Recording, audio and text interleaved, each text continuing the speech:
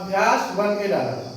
ठीक, 1A में जो परिमेय संख्याएं, परिमेय संख्याओं के बारे में बताया गया था कि परिमेय संख्याएं कौन सी होती हैं और उन्हें हम हल कैसे करते हैं, यानी जोड़ते कैसे हैं, और साथ में ये भी बताया गया था कि परिमेय संख्याओं का जो योग है वो संख्या रेखा पर कैसे निकालते हैं। ठीक, आज हम लोग जो बात करेंगे वो कुछ प्रमुख नियम होते हैं। जैसे यहाँ पे अगर हमें मान लीजिए परिमेय संख्याओं को जोड़ना है, ठीक, परिमेय संख्याओं के योग के प्रगुण। ठीक, अगला जो एक्सरसाइज जो बी है 1B में यही बताया जाएगा कि हम किन किन विधियों के द्वारा परिमेय संख्याओं को जोड़ सकते हैं। ठीक, तो 3 यहां पर विधियां बताई गई हैं। कौन कौन सी? पहली एक बताई गई है संवरक प्रगुण।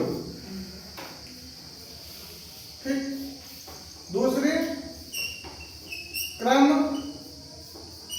विनिमेय। ठीक, क्रम विनिमेय प्रगुण। और तीसरा बताया गया साहचर्य प्रगुण।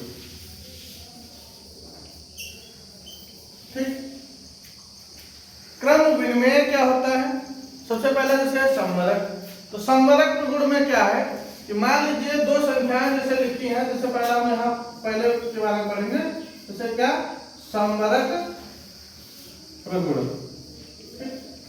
तो संवरक प्रगुण में क्या होता है, जैसे मान लीजिए दो परिमेय संख्याएं कोई लिखी हो। ठीक, जैसे मान लीजिए यहाँ पे लिखा है 5/4 और प्लस 6/7।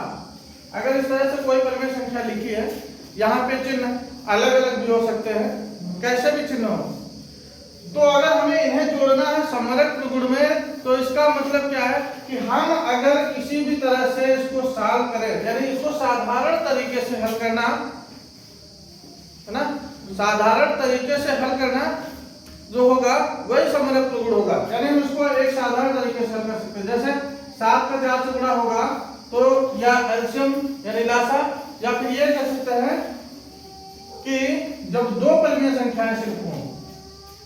ठीक, परिमेय संख्या कितने?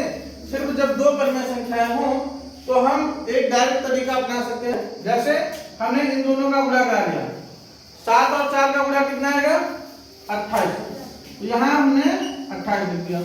ठीक, फिर क्या करेंगे, इस संख्या का हर, यानी दूसरी परिमेय संख्या का जो हर होगा उससे पहली संख्या के अंश में गुणा कराएंगे। तो 7 का 5 से गुणा कराओ कितना आएगा?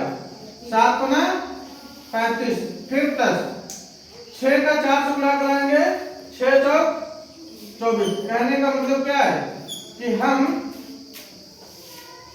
दोनों संख्याओं के हर, जब सिर्फ दो परिमेय संख्या हो तभी ये नियम लगाना, दोनों संख्याओं के हर का आपस में गुणा करा के नीचे लिख देंगे। ठीक, दूसरी संख्या के हर से पहली संख्या में गुणा करा के यहाँ, फिर बीच में जो चिन्ह लगा होगा वो चिन्ह यहाँ लगा देंगे, और पहली संख्या के हर से दूसरी संख्या के अंश में गुणा करा के यहाँ लिख देंगे। अब दोनों को आपस में जोड़ दो, 4 5 9 2 3 5/28, ये जो आंसर आएगा, ठीक, वो किस नियम के तहत आया? संवरक प्रगुण के तहत। ठीक, और एक चीज ध्यान देना, ये जितने भी नियम यहाँ पे लगाए जाएंगे, कहने का मतलब ये है, देखो दो परिमेय संख्याओं को हम जोड़ेंगे तो दो परिमेय संख्याओं को जोड़ने के हम कई नियम लगा सकते हैं। चाहे संवरक प्रगुण नियम से लगाओ, चाहे क्रम विनिमेय नियम से लगाओ, और चाहे साहचर्य प्रगुण नियम से लगाओ, सबका जो आंसर आएगा एक ही तरह का आएगा। ठीक, अब जैसे जो साहचर्य प्रगुण लगता है, संवरक और क्रम विनिमेय, इनके लिए कम से कम दो परिमेय संख्याएं होनी चाहिए। यानी अगर दो परिमेय संख्याएं हैं तो हम समरक और प्रगुण नियम या क्रम विनिमय नियम लगा सकते हैं। लेकिन साहचर्य के लिए कम से कम 3 संख्याएं हों। जब 3 परिमेय संख्याएं होंगी तो हम साहचर्य नियम लगा सकते हैं। अब जैसे क्रम विनिमय प्रगुण, देखो हमने अभी समरक प्रगुण से लगाया, आंसर हमारा कितना आया 59/28। अब दूसरा यहाँ पे हम देख सकते हैं क्रम विनिमय, ठीक, क्रम विनिमय, क्रम विनिमय प्रगुण, ठीक। अब क्रम विनिमय प्रगुण का मतलब क्या होता है? क्रम विनिमय यानी क्रम को हम बदल दें। जैसे यहाँ पर संख्या क्या लिखी थी? 5/4 लिखी थी और प्लस 6/4। हम चाहते हैं कि हम इसमें क्रम विनिमय प्रगुण नियम लगा के इसको हल करें। तो जब क्रम विनिमय प्रगुण लगाएंगे तो क्या होगा? 6/7 और प्लस 5/4। कहने का मतलब यह है संख्या का स्थान बदल जाएगा। जो पहले होगी वो बाद में हो जाएगी और जो बाद में संख्या होगी वो पहले हो जाएगी, ठीक। तो हमने क्या यहाँ पे नियम लगा दिया, ये हमने यहाँ पे जो नियम लगा दिया वो क्रम विनिमय कर दिया इनका, ठीक। अब जब क्रम विनिमय कर दिया तो अब इनका योग निकालो, दोनों का योग निकालो। तो योग निकालो जरा, देखो क्या आएगा? वही तरीका, 7 का 4 से गुणा करेंगे कितना आएगा? 28, ठीक। फिर पहली संख्या यानी यहाँ जो पहली संख्या का अंश है उस अंश से दूसरी संख्या के हर से गुणा करेंगे। तो 6 का 4 से गुणा 24 और प्लस 5 का 7 से गुणा 7 बना 35। दोनों को जोड़ो, 5 4 9 3 2 5 यानी 59/28, ठीक। अब जरा ध्यान देना, समरक प्रगुण से जो लगाया था उससे भी आंसर हमारा कितना है? 59/28। क्रम विनिमय प्रगुण लगाया तो भी हमारा आंसर कितना है? 59/28। तो यहां से एक बात समझ में क्या गई कि अगर हम योग कर रहे हों, ठीक, क्या कर रहे हो?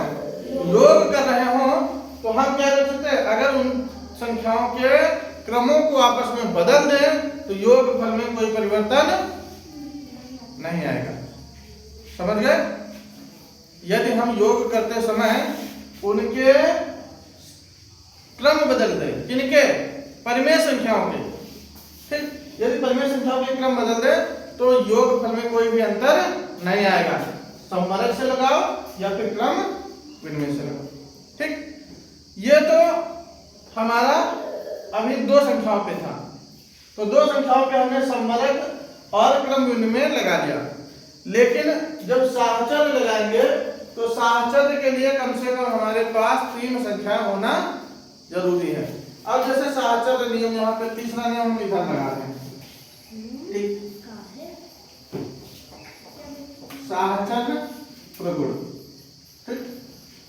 जैसे मान लीजिए संख्या लिखी 5/4 प्लस 3/5 प्लस 7/3, ठीक।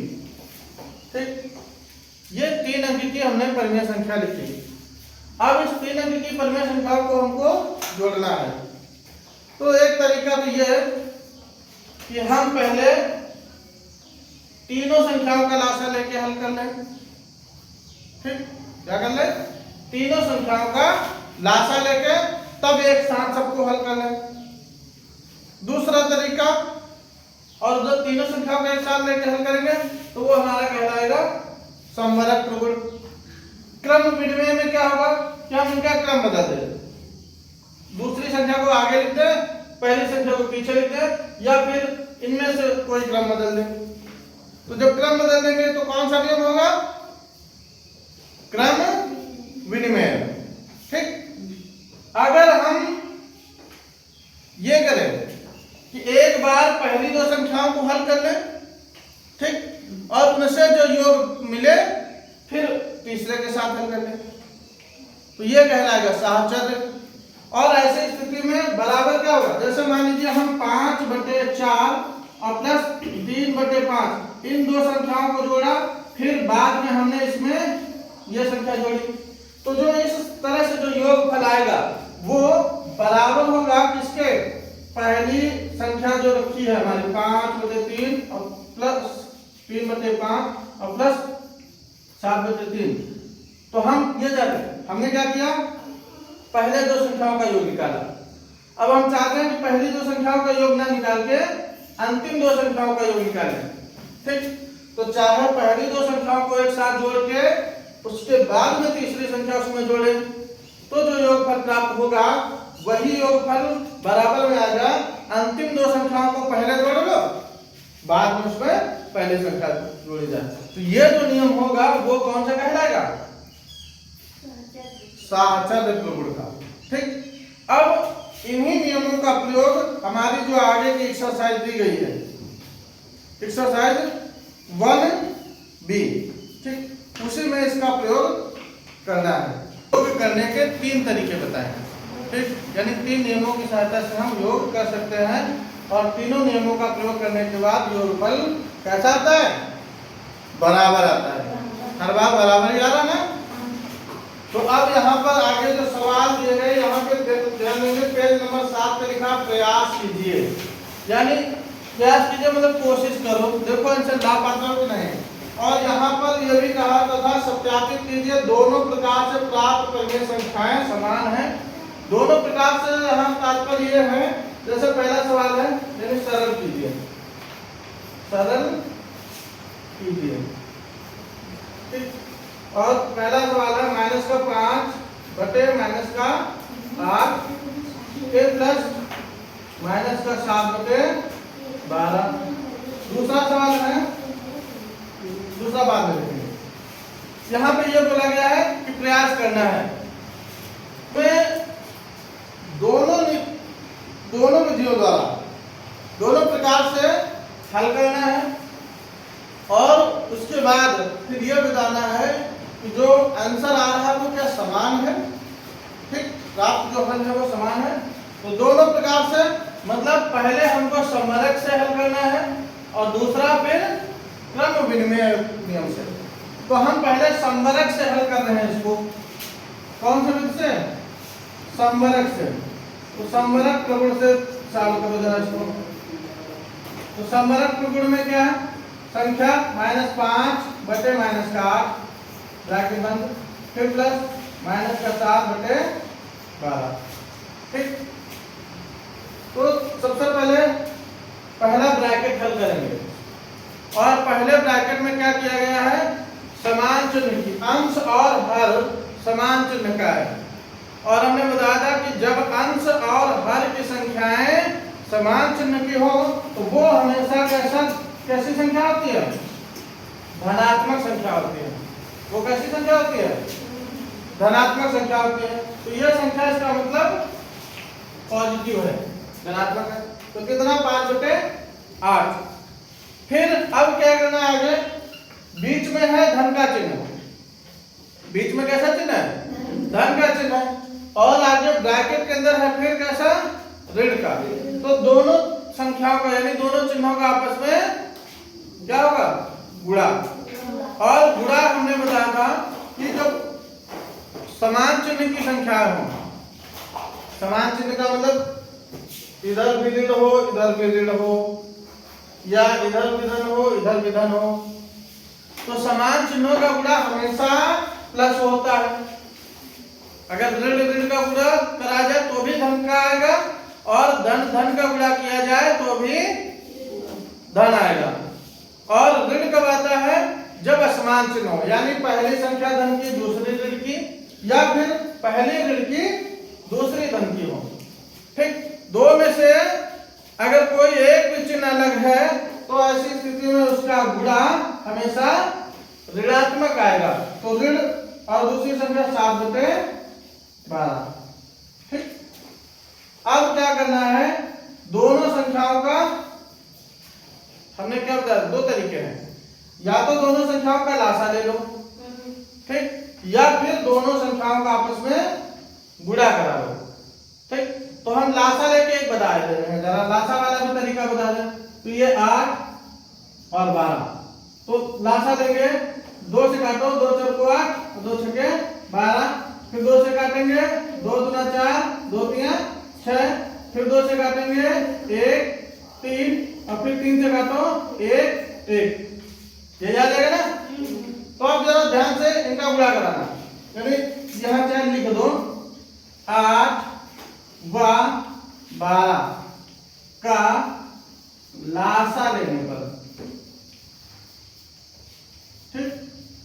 तो लासा लेने पर लासा कितना आया, लासा आया कितना, क्या लासा लेने पर गुणा कराओ कितना आएगा 2 फिर 2 फिर 2 फिर 3, तो गुणा कराओ पहले इन दोनों का 2 गुना 4, फिर इसका गुणा 2, 4 का 2 से गुणा 4 गुना 8 और 8 का फिर 3 से गुणा 8 से 24, तो लासा कितना आ गया 24। तो अब हमें क्या करना है, पहली संख्या का हर लिखो, पहली संख्या लिख लो, पहले क्रम में संख्या। अब इसके हर को हमें 24 बनाना है, तो 24 बनाने के लिए क्या करेंगे, हर में अगर हम 3 से गुणा कर दें तो 24 हो जाएगा, आ जाएगा ना 24 ये, ठीक। तो हर में हमने 3 से गुणा कर दिया। अगर 3 से नीचे गुणा करेंगे तो 3 से ऊपर भी गुणा करना पड़ेगा, ठीक। फिर दूसरी परिमेय संख्या माइनस का चिन्ह लगा के लिख दिया। अब 12 में किस संख्या से गुणा करेंगे 24 हो जाए, किस संख्या से 2 से, तो 2 से नीचे गुणा तो 2 से ऊपर भी गुणा। अब इनको साथ करो जरा, 5 किया 15 बटे 8 से 24, फिर माइनस 7 गुना 14 बटे 12 गुना 24, ठीक। दोनों के हर बराबर हो गए। और पहले अभ्यास में हमने पढ़ा था जब हर बराबर होते हैं तो हम लोग क्या करते हैं, हर बराबर होते हैं तो दोनों संख्याओं के हर को एक बार लिख लेते हैं और अंश को आपस में जो चिन्ह, अगर जोड़ का लगा है तो जोड़ लेंगे और घटाने का चिन्ह लगा है तो दोनों को घटा देंगे। तो यहाँ पर दोनों के बीच में घटाने का चिन्ह लगा था, इसलिए हम घटाना का चिन्ह लगा के दोनों हरों को आपस में लिख देंगे। फिर 15 में से 14 घटा कितना होता है 1 बटे 24। तो पहले हमने कौन सा नियम लगाया था, समवर्ग प्रगुण से, कौन सा प्रगुण लगाया था, समवर्ग। तो समवर्ग से आंसर हमारा कितना निकल के आया 1 बटे 24। अब इसके बाद ये समवर्ग के बाद हम लोग लगा के देखेंगे कौन सा, क्रम विनिमय वाला, क्रम विनिमय। और क्रम विनिमय लगा के नियम देखो क्या आंसर यही आता है, क्रम विनिमय प्रगुण से।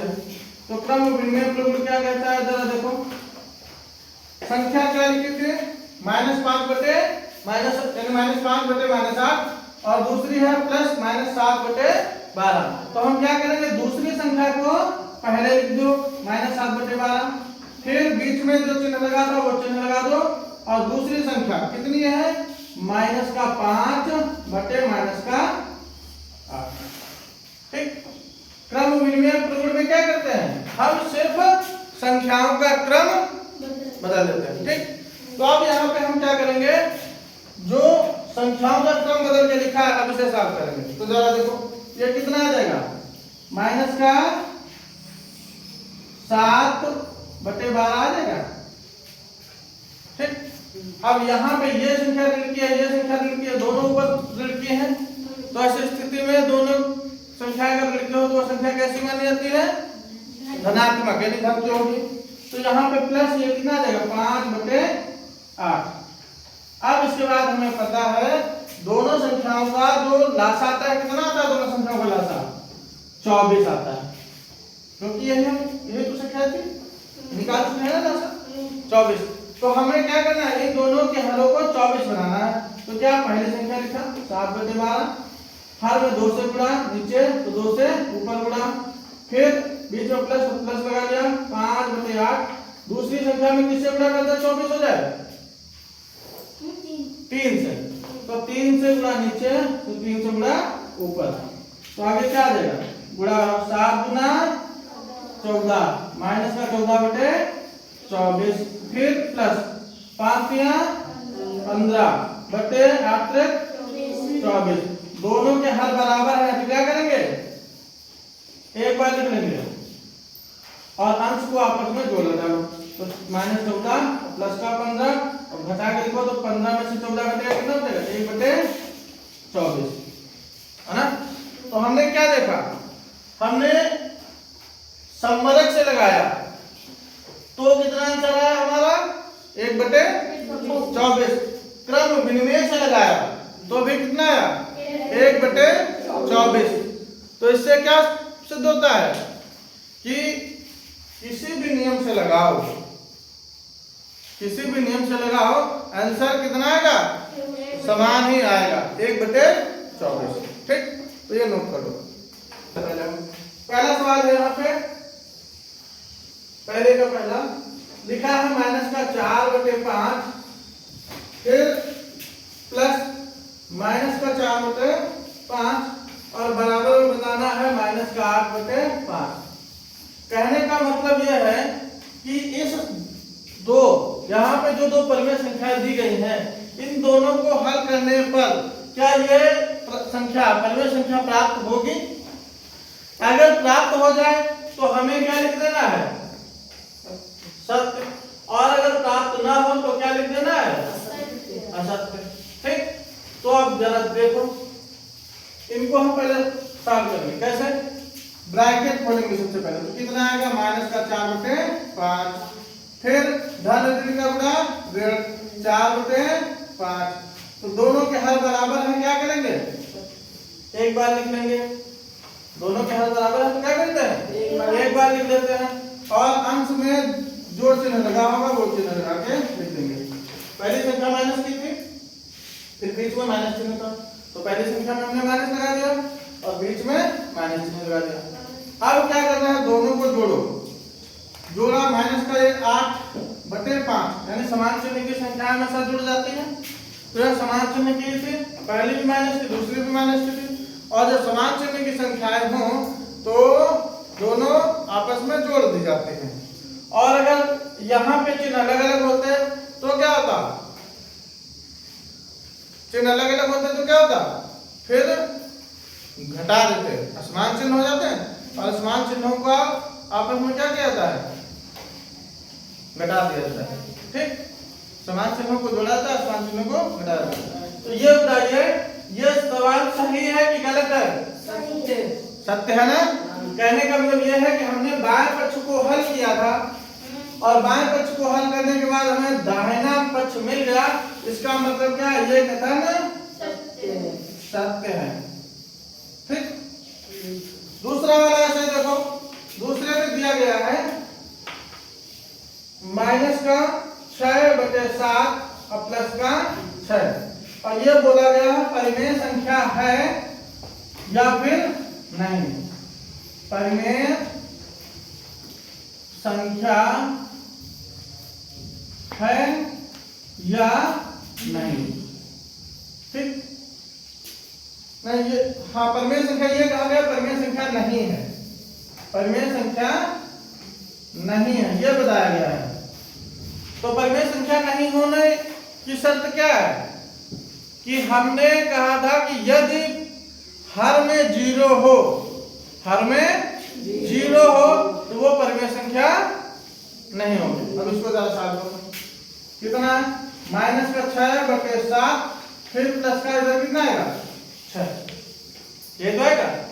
इसके नीचे कुछ नहीं है तो हम क्या मानेंगे 1। अब क्या करेंगे 7 और 1 दोनों का लासा ले लेंगे तो 7 और 1 का लासा कितना आ जाएगा 7। ठीक, तो या फिर ऐसे करो 7 और 1 का लासा लेंगे 7 आएगा। तो हमें क्या करना है, दोनों संख्याओं के हर को बराबर करना है। तो पहली संख्या -7 लाना था तो यहाँ पे 7 है तो क्या करेंगे हम ऊपर नीचे 1 से गुणा।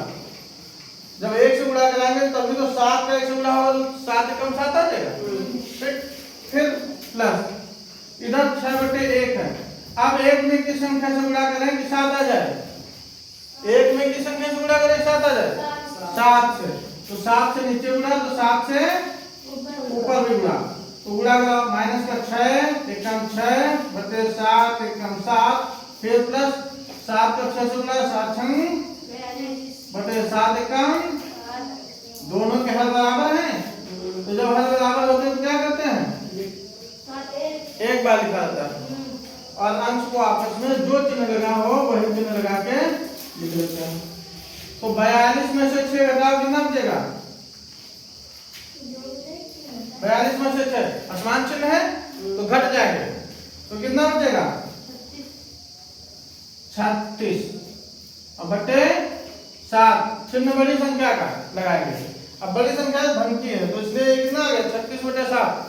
अब अच्छा जो 36 बटे 7 आया ये बताओ, ये अंश बटे हर के रूप में लिखा है कि नहीं लिखा है? अंश बटे हर के रूप में लिखा है कि नहीं लिखा है? तो जब अंश बटे हर के रूप में लिखा होगा तो परिमेय संख्या होगी कि नहीं होगी? परिमेय संख्या होगी कि नहीं होगी? होगी। तो इसका मतलब ये कथन कैसा था? असत्य। असत्य कैसा है? असत्य, क्योंकि ये बताया गया कि परिमेय संख्या नहीं है, और जबकि उत्तर आया है तो ये परिमेय संख्या है। इसका मतलब ये कथन कैसा हो गया? असत्य हो गया। ठीक, इसी तरह से क्वेश्चन नंबर 2 यानी तीसरा। अब तीसरे नंबर में देखो जरा, यहाँ पे भाषा में लिखा गया, बोला यह गया है कि दो परिमेय संख्याओं के जोड़ने का क्रम बदलने पर योगफल वही रहता है। बात समझना, जैसे पहली संख्या लिखी हो 5 बटे 6, दूसरी संख्या लिखी हो 7 बटे 6, तो इन दोनों संख्याओं को यदि हम जोड़ें तो जो जोड़ आएगा, जोड़ क्या आएगा? जो भी जोड़ आएगा। तो यह बोला गया है कि दो संख्याओं को जोड़ने और उन संख्याओं के स्थान बदलने, यानी उन दोनों संख्याओं का क्रम बदल दो, तो जो जोड़ आएगा दोनों का योग जोड़ समान रहेगा, बराबर रहेगा। तो सही है कि गलत? सत्य है। ये कौन सा नियम है? योग का जो क्रम विनिमय नियम बताया था, और क्रम विनिमय नियम में हमने क्या बताया था? चाहे सवाल को यानी संबंधक जोड़ से जोड़ो, यानी साधारण जोड़ से जोड़ दो ऐसे, और चाहे हम उनके क्रम को बदल दें, यानी 7 संख्या के स्थान को बदल दें, 7 बटे 6 और 5 बटे प्लस 5 बटे 6 संख्याओं के अगर हम क्रम बदल दें तब भी योग करता कैसा रहता है? समान रहता है। ठीक, तो समान रहता है, इसका मतलब ये सवाल कैसा है? सत्य है। ठीक, तीसरा नियम है, यानी तीसरा क्वेश्चन। तीसरा क्वेश्चन में जो बोला गया 3 परिमेय संख्याओं का योगफल परिमेय संख्या नहीं होता है, यानी कहने का मतलब ये, जैसे यहाँ पे ये है 3 संख्या है, चौथा नंबर क्या है? 3 संख्या जैसे ले लो, चलो सही ऐसा लिखा है ना, 3 संख्या को ले लो, 1 बटे 2, 3 बटे 2, 4 बटे 2।